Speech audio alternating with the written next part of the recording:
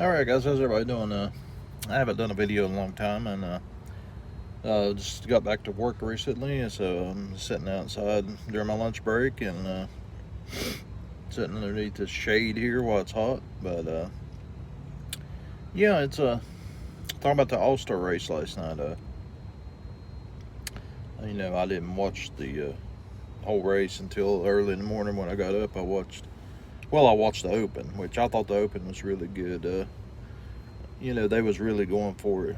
6, 7 drivers fighting hard trying to win those stages, and Bubba Wallace got took out there, which that's just one of them deals where the 34 kind of got loose. If you watch it closely, the rear end of his car steps out on him going in that corner. I know a lot of people claim McDowell done on purpose, but I don't think he did. I think it's just hard racing. You got to go for it, try to win them stages, and it's just racing. I mean, you want to try to win. That's what the drivers are here for.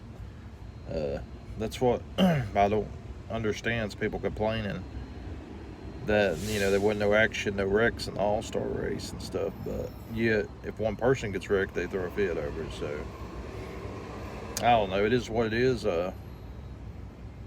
You know, uh, Clint Boyer getting voted in. I was kind of shocked. I really thought that Tyler Reddick has had a better season so far, but that's just my opinion on some things on it. And the All Star race itself was just, what you're going to get, what you get out of it. The NASCAR's allowing.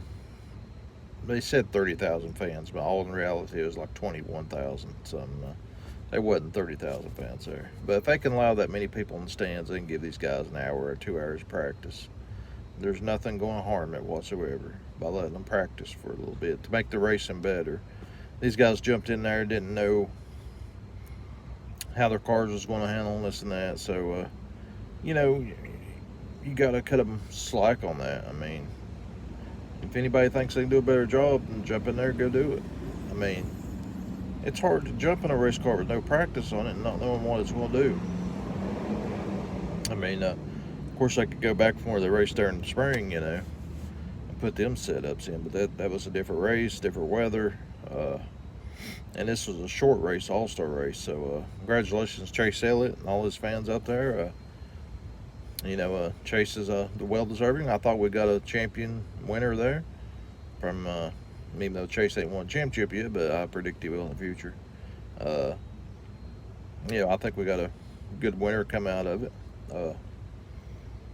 And people's frustrated saying the race sucked, and it's typically people's gonna say that if they ain't a lot of wrecks and the racing ain't good. I mean, obviously having an all-star race at Bristol, you're gonna get single file racing because you just can't run 2 or 3 wide there. It just don't work. I think they done that because it was Bristol's a lot closer to Charlotte than a lot of other tracks, so that way the teams would have time to prepare to head to Texas and get everything settled up. That was the whole deal of it.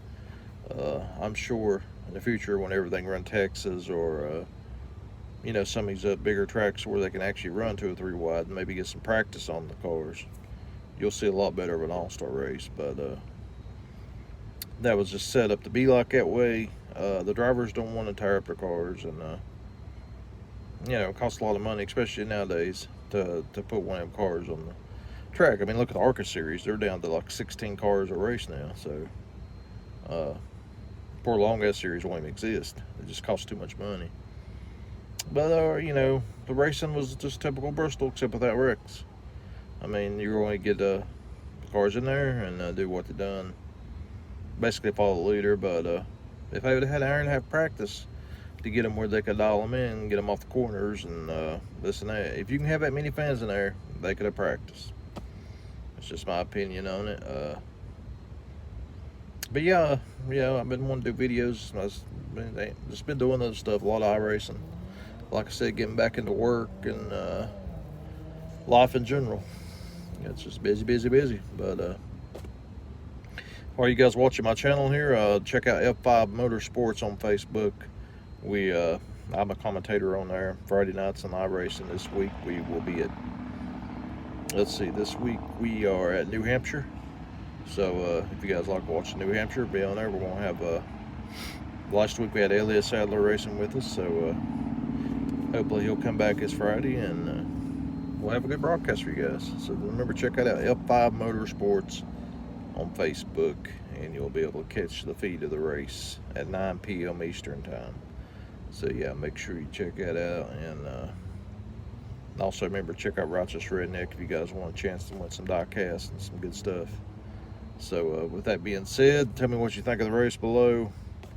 I thought it was just an average race, and that's what I was expecting. I wasn't expecting anything spectacular, just because of the way the race was set up and their practice and stuff. If it would have been 400 laps, yeah, I think they would eventually got them dialed in to where they could have raced harder, and you might have seen some more accidents and some more action. But it is what it is. I'm kind of taking up for them in that situation, because it's a lot harder than what people think it is. You just don't jump in a car like that with no practice and just go out there and run. So anyway, we'll catch you guys later. Everybody be safe and have a good one.